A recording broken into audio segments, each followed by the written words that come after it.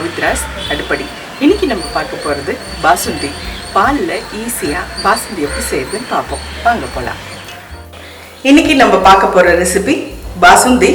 பாசுந்திக்கு என்ன தேவையானதுன்னு பார்த்துடலாம். 4 லிட்டர் பால் எடுத்து வச்சுருக்கேன், 200 சர்க்கரை எடுத்து வச்சுருக்கேன், குங்குமப்பூ கொஞ்சம் தண்ணியில் போட்டு வச்சுருக்கேன், பாதாம் பிஸ்தாவும் தண்ணியில் போட்டு பொடியாக அரிஞ்சிக்கோங்க, முந்திரி மட்டும் நெய்யில் வறுத்து வச்சுக்கோங்க. இது வந்து ஏடு எடுத்து வச்சுருக்கேன் நான். இது எப்படின்னு வீடியோவில் நான் அப்புறம் உங்களுக்கு எப்படி செய்யறதுன்னு காட்டுறது. இப்போ நம்ம பாசுந்திக்கு போகலாம். இப்போது இந்த ஏடு இருக்கு இல்லையா, இந்த ஏடை எடுத்து ஒரு இந்த மாதிரி கப் எடுத்துக்கோங்க, இல்லை அதான் முடி போட்டு ஏனமா இருந்தாலும் சரி. 2 ஏலக்காய் போட்டுட்டு இந்த ஏடு எடுத்து இதை அப்படி போட்டு வச்சுக்கோங்க. ஒரு 4-5 நாளைக்கு அந்த மாதிரி ஏடு எடுத்து போட்டு வச்சுக்கோங்க. ஆனால் ஃப்ரீசரில் தான் நீங்கள் வைக்கணும் ஏடை. ஒரு 4 நாளைக்கு போதும். இது ஒரு பாத்திரத்தில் முதல்ல பாலை ஊற்றிக்கோங்க. முதல்ல பாலை காசிடுங்க. காசிட்டு அதுக்கப்புறம் சிம்மில் வச்சிடலாம் நம்ம. இப்போ பாருங்கள், பால் குச்சி மேலே வருது. உங்களுக்கு வர சொல்லவே நீங்கள் சிம் பண்ணிவிடுங்க. பண்ணிவிட்டு இந்த ஏடு வருது இல்லைங்களா, இந்த ஏடை அப்படியே இப்படி தள்ளி தள்ளி விட்டுக்கோங்க. இது கொஞ்சம் நேரம் எடுக்கும்.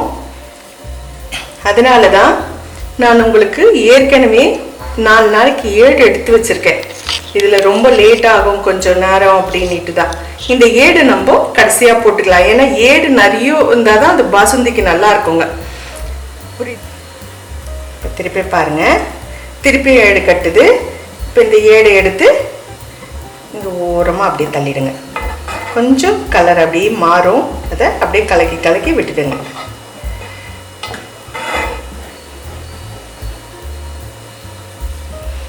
பால் கொஞ்சம் திக்காகிற ஸ்டேஜுக்கு நம்ம எல்லாம் கலந்துக்கலாம். இப்போ பாருங்கள், ஓரளவுக்கு திக்காகவும் ஆயிடுச்சு. அந்த பால் ஏடு ஒரு 7-8 தடவை நீங்கள் அந்த மாதிரி பால் ஏடு அது பாருங்கள் இப்படி தள்ளி தள்ளி விட்டு விட்டு திருப்பியும் கலந்துட்டு சிம்லே வச்சிருங்க. இப்போ நான் எடுத்து வச்சிருக்கேன் இல்லைங்களா பால் ஏடை, அதை இப்படி போட்டுடலாம். போட்டுட்டு இந்த குங்குமப்பூவை அதில் ஊற்றிடுங்க. பொரிச்ச முந்திரி, பாதாம், பிஸ்தா, ஏலக்காய்,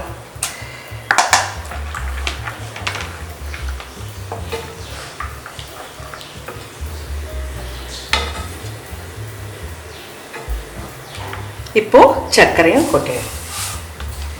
சர்க்கரை அவங்கவுங்க டேஸ்ட்டுக்கு போட்டுக்கோங்க.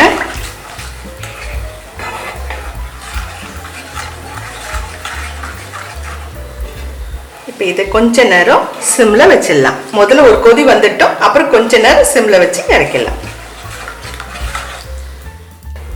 நம்ம ஏடு போட்டு ஒரே கொதி வந்தோடனே நீங்கள் நிறுத்திடுங்க.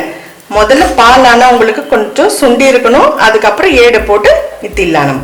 இப்போது இது ரெடி ஆயிடுச்சு. இப்போ உங்களுக்கு பாசுந்தி ரெடி ஆயிடுச்சு. ஃப்ரிட்ஜில் கொஞ்ச நேரம் வச்சிடுங்க, அப்புறம் சில்லுன்னு சர்வ் பண்ணுங்க.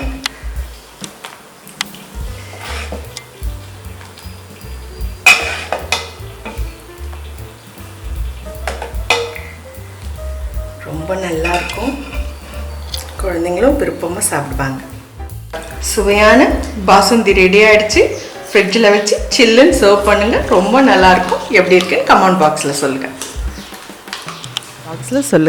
பிடிச்சிருந்தா லைக் பண்ணுங்கள், ஷேர் பண்ணுங்கள், சப்ஸ்கிரைப் பண்ணுங்கள். தேங்க்யூ.